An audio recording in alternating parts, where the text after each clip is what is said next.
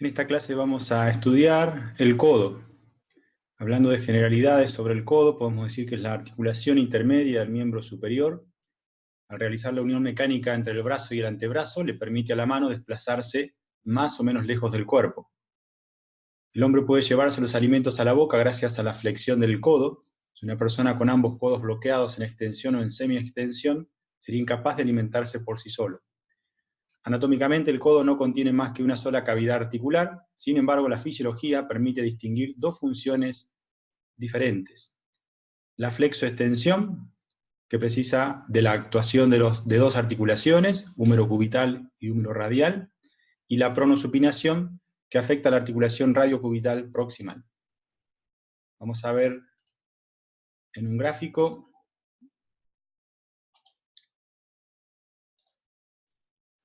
la articulación del codo, los huesos que la conforman y la articulación en sí misma. Entonces, en la articulación del codo tenemos por la parte proximal el hueso del brazo, que es el húmero, y en la parte distal tenemos el antebrazo conformado por cúbito y radio. Recuerden, desde una vista frontal, en la posición anatómica, con la palma de la mano mirando hacia el frente, el radio es el hueso externo. Siempre recordamos relacionar el radio con la antena, que es el dedo pulgar. Entonces, vamos a ver la articulación. Como dijimos, es una sola cavidad articular, en donde hay dos articulaciones. Una que permite la flexoextensión y otra que permite la pronosupinación. Entonces vamos a quitar la cápsula articular, algunos ligamentos, para que podamos ver. Y tenemos entonces del húmero, en el extremo inferior, tenemos una parte interna, que es la tróclea, que se une con el cúbito, formando esa articulación que permite la flexoextensión, y por fuera tenemos el cóndilo humeral, que se une con la cabeza, con la cúpula radial, la cúpula del radio, para generar los movimientos de pronosupinación. Después lo vamos a ver en una acción dinámica. Obviamente esta articulación tiene una cápsula articular, tiene ligamentos, los más importantes, frontal, posterior, interno y externo. Estos ligamentos, recuerden que son los que permiten, o impiden, mejor dicho, que se hagan movimientos no deseados o no biomecánicamente correctos para la articulación, que es principalmente de flexión-extensión.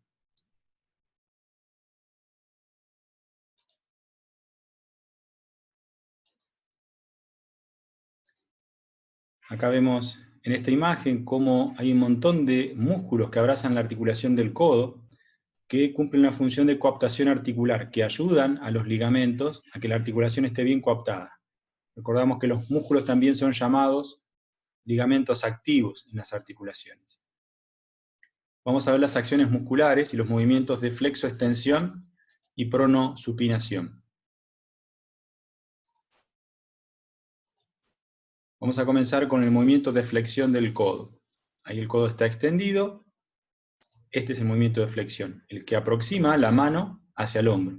Es el movimiento que se genera cuando uno se lleva el alimento a la boca. Flexión del codo. Obviamente, para que se genere este movimiento, los músculos tienen que estar en la cara anterior del codo para generar el movimiento de flexión. Y esos músculos flexores son los siguientes. El músculo principal es el bíceps braquial, que tiene dos porciones. Voy a detener para poder ver mejor los músculos. Tenemos entonces el bíceps braquial, que tiene, como ven, una porción corta que va hacia el apófisis coracoides, ¿sí?, del omóplato, y luego tenemos la porción larga del bíceps que va por la corredera bicipital y se inserta en la parte alta de la cavidad glenoidea. Recordamos que este bíceps, entonces, es un músculo biarticular. La porción larga atraviesa tanto la articulación del hombro como la articulación del codo, favoreciendo la flexión. Luego tenemos el músculo braquial, que es monoarticular, solamente flexiona el codo, y tenemos también el músculo brachiorradial, que también genera este movimiento de flexión en el codo. Luego tenemos los movimientos de extensión del codo. El codo en la posición anatómica ya está extendido, entonces hablamos que hay una extensión desde la posición de flexión. Ahí el codo está en flexión, la extensión es cuando la mano se aleja de la boca. La extensión es el gesto de lanzar, de tirar un objeto, y la flexión es de traer hacia el cuerpo. Obviamente los músculos extensores del codo están en la cara posterior del codo.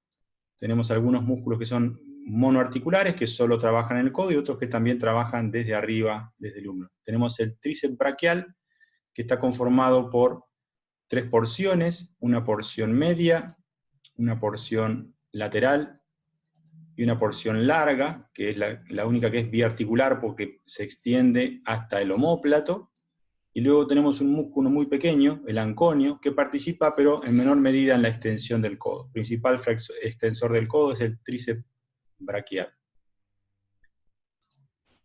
Luego vamos a ver los movimientos de pronación y supinación. Pronación, cuando la palma queda mirando hacia abajo. Supinación, cuando la palma mira hacia arriba. Pronación, supinación. Entonces, los músculos pronadores principales son dos. El pronador redondo actúa a nivel de la parte alta y el pronador cuadrado que actúa en la parte baja del antebrazo. Acá se ve claramente cómo para que se genere este movimiento es de pronación y supinación. En realidad la que interviene es la articulación del cóndilo humeral con la cúpula radial, para que allí se genere ese movimiento de pivot a nivel de la cara externa del codo. Tenemos entonces el movimiento de pronación y supinación. Vamos a ver a los músculos supinadores. Tenemos el bíceps braquial, que es el músculo que genera la posibilidad de llevar la mano hacia la boca, ya que es flexor del codo y supinador. Después tenemos el músculo braquiorradial, el músculo supinador.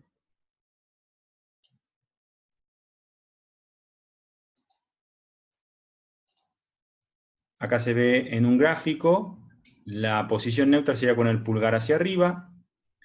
Supinación es cuando queda la mano con la palma hacia arriba. Pronación con la palma hacia abajo.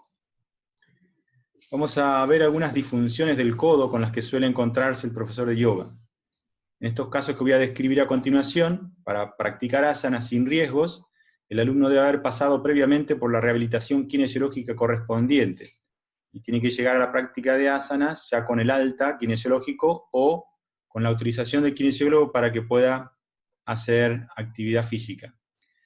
La primera disfunción con la que solemos encontrarnos es el déficit de fuerza muscular y de movilidad articular, generalmente por sedentarismo, hiperlaxitud articular a nivel del codo, epicondilitis, llamada codo de tenista, y epitrocleitis, llamada codo de golfista.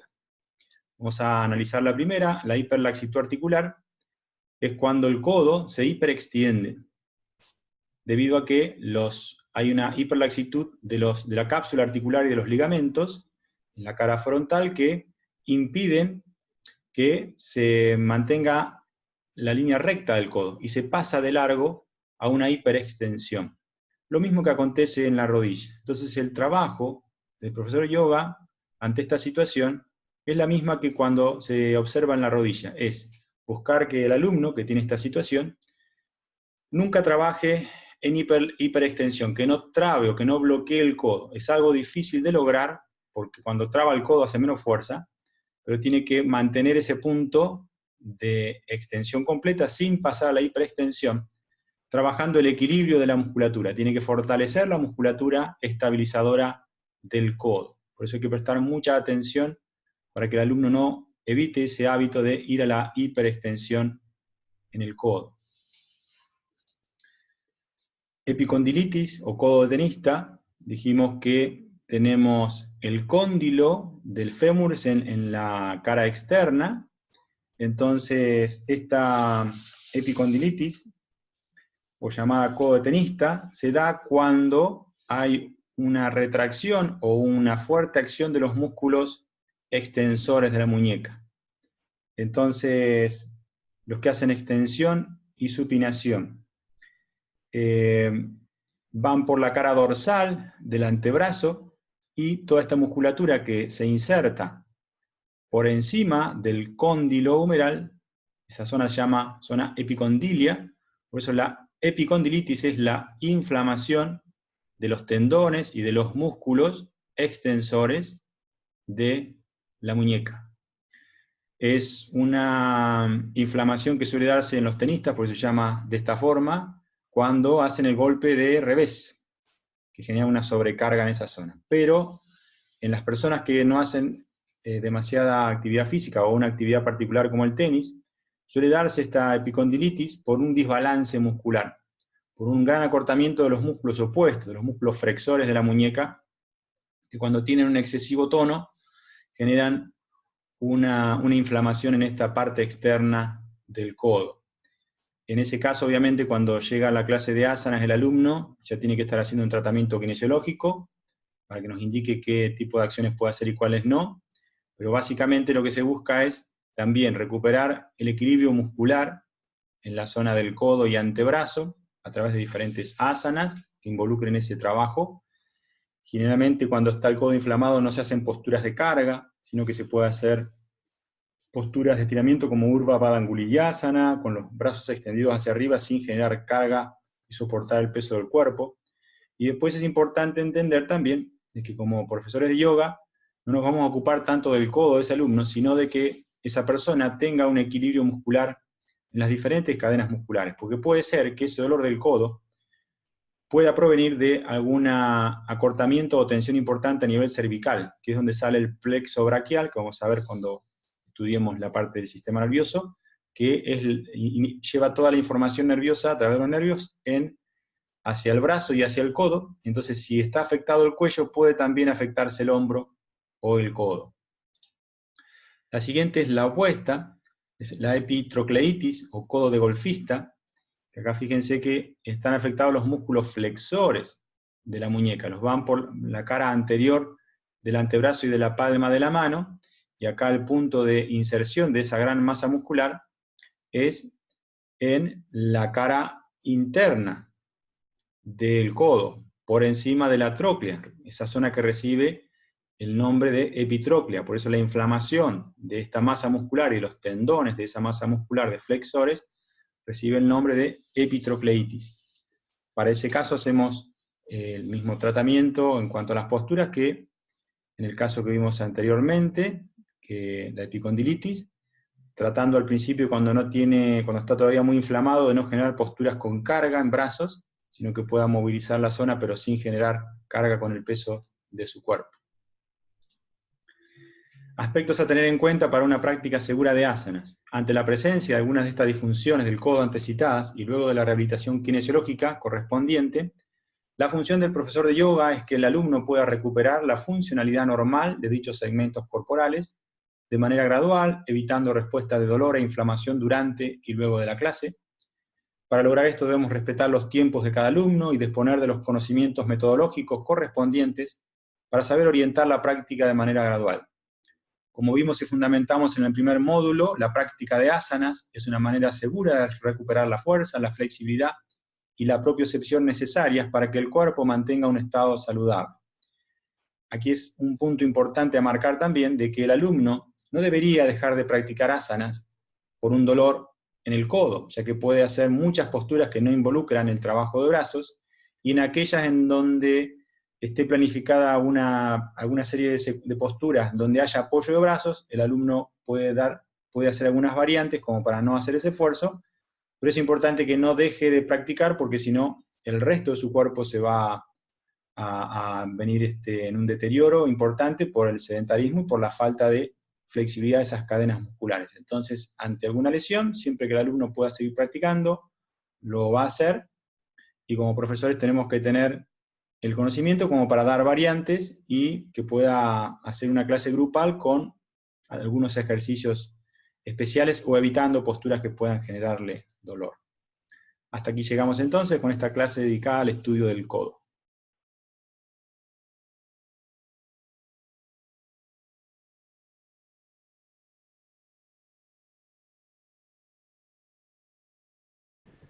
Vamos a ver los movimientos del codo. Desde la posición anatómica tenemos el movimiento de flexión y el movimiento de extensión. En la posición anatómica el codo ya está extendido, desde ahí puede hacer la flexión cuando se acerca hacia la cara frontal del brazo, y desde la flexión extiendo el codo.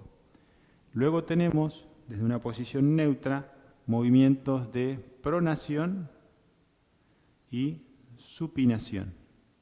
Esos movimientos recordamos que se realiza en la articulación del codo, en la parte alta o proximal del antebrazo, el movimiento de pronación y supinación. Vamos a ver ejemplos de asanas que involucren la flexión, la extensión, pronación y supinación del codo. Como ejemplo de flexión tenemos el brazo alto de Gomukhasana, donde se realiza una flexión del codo. Como ejemplo de extensión de los codos tenemos Urdhva Baddanguliyasana. Codos se extienden y brazos van hacia la elevación, hombros hacia la elevación. Como ejemplo de supinación tenemos el brazo alto de Gomukhasana, supinación. Y como ejemplo de pronación tenemos el brazo bajo de Gomukhasana. Estoy aquí, hago una pronación y llevo el brazo por detrás de la espalda. Como vimos, una de las disfunciones más importantes es la hiperlaxitud a nivel del codo, donde el alumno, por ejemplo, en Adho Mukha Svanasana, tiende a pasar el codo a la hiperextensión. En ese caso, lo que tiene que hacer es trabajar con equilibrio de los músculos del antebrazo y brazo, frontal y posterior, y el apoyo de la mano para evitar que se vaya a la hiperextensión el codo.